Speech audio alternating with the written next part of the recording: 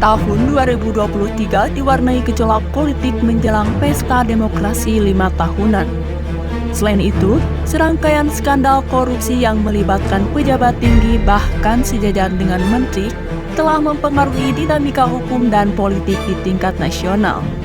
Selain peristiwa tersebut, kejadian penting lainnya selama tahun 2023 adalah sebagai berikut.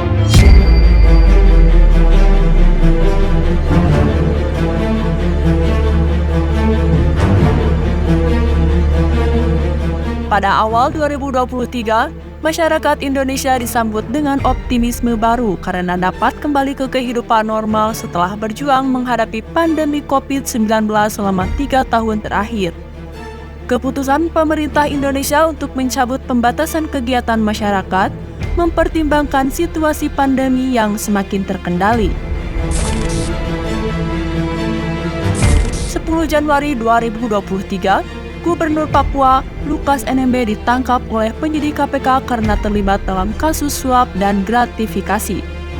Penangkapan ini menandai babak baru setelah terkuaknya aktivitas perjudian di kasino Singapura dan terjadinya kerusuhan pendukung Lukas sebelum dia dibawa ke Jakarta.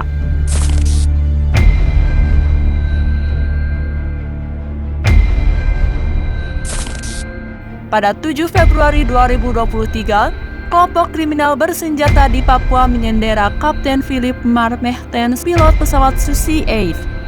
Penyanderaan ini dipicu oleh ancaman terhadap 15 pekerja yang sedang membangun puskesmas di Nuga, yang dianggap sebagai sasaran intelijen oleh kelompok kriminal bersenjata KKB. Meskipun pemerintah telah berupaya membebaskan Philip, namun hingga saat ini upaya tersebut belum berhasil.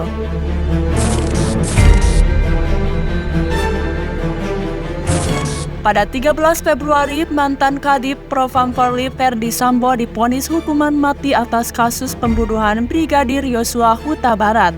Proses pengadilan yang berlangsung hampir 1 tahun ini melibatkan kisah cinta antara Yosua dan Putri Chandrawati, serta melibatkan nama-nama penting di Polri sebagai tersangka penghalang penyidikan. Namun, putusan kasasi kemudian mengubah hukumannya menjadi penjara seumur hidup.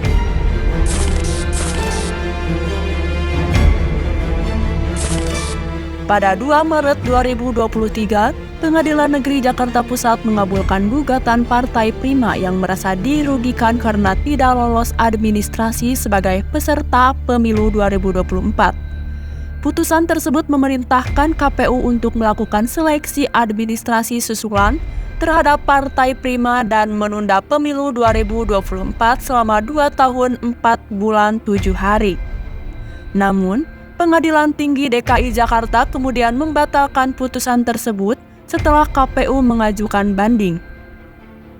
Akibatnya, Komisi Yudisial memberikan sanksi etik kepada majelis hakim yang mengeluarkan keputusan penundaan pemilu tersebut. Hakim-hakim tersebut diberi hukuman hakim dan palu atau tidak boleh mengadili perkara selama 2 tahun. Kasus penganiayaan Mario Dandi terhadap David Ozora mengungkap dugaan penerimaan gratifikasi di Ditjen Pajak Kementerian Keuangan. Laporan masyarakat mengenai gaya hidup beberapa pejabat di Ditjen Pajak memicu intervensi KPK untuk menyelidiki dugaan melalui pengecekan LHKPN. Hal ini berujung pada penetapan sejumlah tersangka gratifikasi, termasuk Rafael Alun Trisambodo, ayah dari Mario Dandi. Ganjar Pranowo, Gubernur Jawa Tengah, mengekspresikan penolakan terhadap kehadiran timnas Israel di Indonesia untuk laga Piala Dunia U20.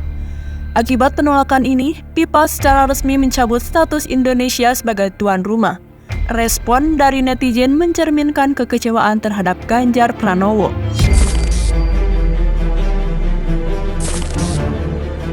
Sehari sebelum Idul Fitri 1444 Hijriah atau pada 21 April 2023, Ketua Umum PDIP Megawati Soekarno Putri secara resmi mengumumkan Ganjar Pranowo sebagai calon presiden di Istana Batu Tulis Bogor. Ganjar menjadi calon presiden kedua yang diumumkan untuk mengikuti Pilpres 2024.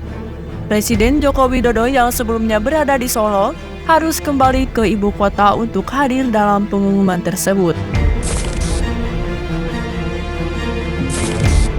Pada 17 Maret 2023, Kejaksaan Agung menahan Johnny G. Plate, Menteri Komunikasi dan Informatika dari Partai Nasdem, terkait dugaan kasus proyek BTS Bakti Kominfo dengan kerugian negara mencapai 8 triliun.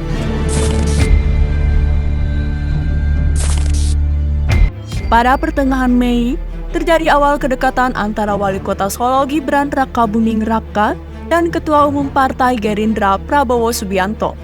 Mereka berjumpa di angkringan Omah Semar Solo bersama perwakilan relawan Jokowi dari sejumlah daerah di Jawa Tengah dan Jawa Timur. Pertemuan ini mengakibatkan Gibran dihubungi oleh DPP PDIP, meskipun akhirnya Gibran dinyatakan tidak bersalah, sehingga tidak mendapatkan sanksi atau teguran dari partai.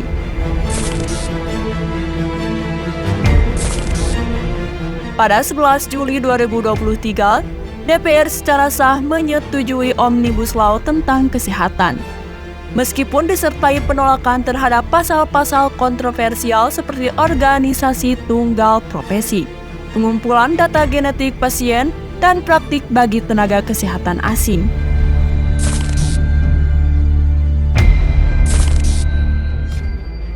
Presiden Joko Widodo hadir dalam konferensi tingkat tinggi BRICS di Johannesburg, Afrika Selatan, menjadi momen penting untuk menemukan sikap Indonesia terkait keanggotaan di BRICS. Indonesia memilih untuk mengkaji dengan cermat implikasi positif dan negatif dari menjadi anggota BRICS. Selain itu, Presiden mengajak negara-negara berkembang untuk bersatu dalam memperjuangkan hak-haknya, terutama dalam menolak diskriminasi perdagangan.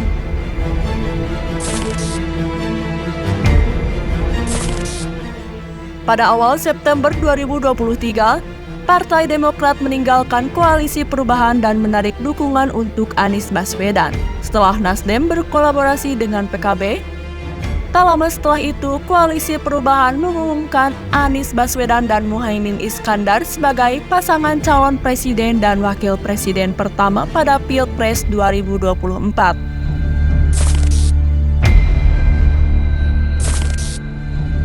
Pada Kamis 7 September terjadi bentrokan antara pendukung Rempang Batam Kepulauan Riau dengan aparat gabungan TNI Polri dan Ditem Badan Pengusahaan Batam. Peristiwa ini dipicu oleh konflik terkait kepemilikan lahan yang terkait dengan rencana pembangunan kawasan Rempang Eco City, yang merupakan bagian dari program strategis nasional.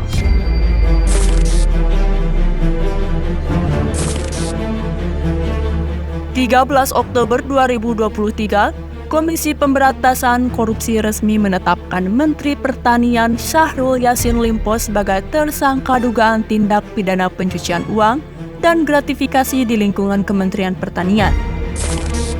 Pada 16 Oktober 2023, Mahkamah Konstitusi memutuskan agar seseorang di bawah usia 40 tahun dapat mencalonkan diri sebagai presiden atau wakil presiden jika memiliki pengalaman sebagai kepala daerah. Keputusan ini memungkinkan Gibran Rakabuming Raka untuk menjadi calon wakil presiden bersama Prabowo Subianto dalam pemilihan presiden 2024 setelah keduanya mendaftar.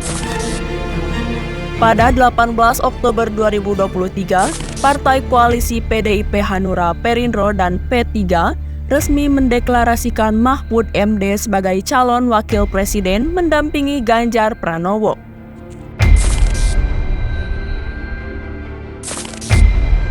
Pada 22 November 2023, beredar foto dokumen yang berisi tentang perombakan atau reshuffle kabinet yang dilengkapi dengan tanda tangan Menteri Sekretaris Negara Pratikno. Dokumen tersebut memuat nama 13 menteri yang kabarnya akan diganti. Pihak Istana Kepresidenan menegaskan foto dokumen yang berisi nama-nama menteri tersebut adalah hoax. Majelis Kehormatan Mahkamah Konstitusi memutuskan untuk memberhentikan Anwar Usman dari posisi Ketua Mahkamah Konstitusi karena melanggar kode etik Hakim Konstitusi dalam putusan uji materi batas usia Capres dan Cawapres. Sebagai penggantinya, Hakim Mahkamah Konstitusi Suhartoyo telah ditunjuk. Polda Metro Jaya menetapkan Firly Bahuri, Ketua KPK, sebagai tersangka dalam kasus pemerasan di Kementerian Pertanian 22 November 2023. Setelah penetapan tersebut, Presiden Joko Widodo secara resmi melantik Nawawi Pamulango sebagai Ketua Sementara KPK. Bagaimana penilaian Anda terhadap dinamika hukum atau politik nasional pada 2023? Lebih banyak drama atau dagingnya? Silahkan sampaikan pendapat Anda di kolom komentar. Sampai jumpa di tahun 2024.